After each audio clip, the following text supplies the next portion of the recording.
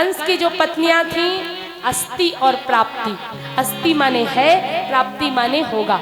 अस्ति और प्राप्ति दो पत्नियां जरासंध की बेटियां गईं अपने पिता के पास और कहने लगी, पिताजी मेरे पति की जिसने हत्या की वो छोटे छोटे दो बालक हैं, हमारे पति को मार डाला और मथुरावासी कुछ नहीं बोले, इसलिए मथुरा पर आप आक्रमण करो और सारी मथुरा की प्रजा पर अधिकार प्राप्त कर लो।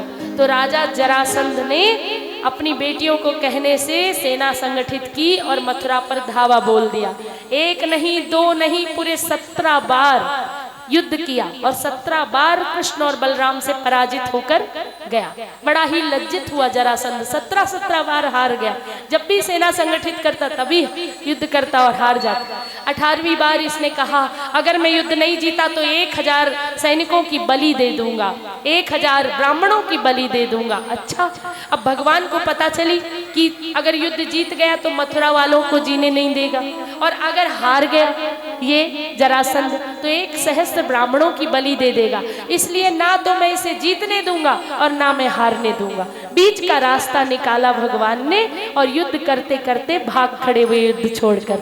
जब युद्ध का मैदान छोड़कर भागे तो बलराम जी ने कहा, ये क्या कर रहे हो, रण छोड़, युद्ध छोड़कर भाग रहे हो। भगवान ने ये नाम भी स्वीकार किया। जरासंध भी चिल्लाया, अरे रण छोड़ रुको, और इतना कहा भगवान का नाम पड़ गया, रण छोड़ राय।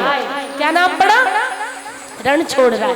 भगवान जाकर के एक पर्वत पर चढ़ जाते, उस पर्वत के चारों तरफ जरासंध ने आग लगा दी। लगा कि भगवान तो अब जल करके भस्म हो जाएंगे, और जरासंध वहां से लौट आया। और तब प्रभु ने, भगवान श्री कृष्ण और बलराम ने उस पर्वत से समुद्र में छलांग लगा दी।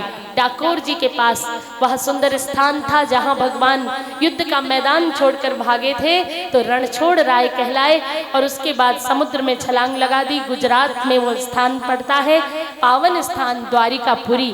भगवान ने रातों रात समुद्र के अंदर विश्वकर्मा को बुलाकर द्वारिकापुरी निर्माण किया। द्वारिकापुरी निर्माण हुई रातों रात एक पल में, और मथुरा के सब मथुरा वासियों को ले जाकर द्वारिकापुरी में स्थापित कर दिया। यहाँ पर सोए थे मथुरा में और जागे तो द्वारिका में आँख खुली। जब द्वारिका में आँख खुली तो कहा, द्वार कहाँ, द्वार कहाँ? बोले अब मथुरा में जो लोग हैं वो कहाँ से आए? तो भगवान के पौत्र हुए हैं। भगवान के पौत्र ने फिर से आकर मथुरा की खोज की, वृंदावन की खोज की, और सांब के द्वारा तब वह फिर से मथुरा नगरी बसाई गई।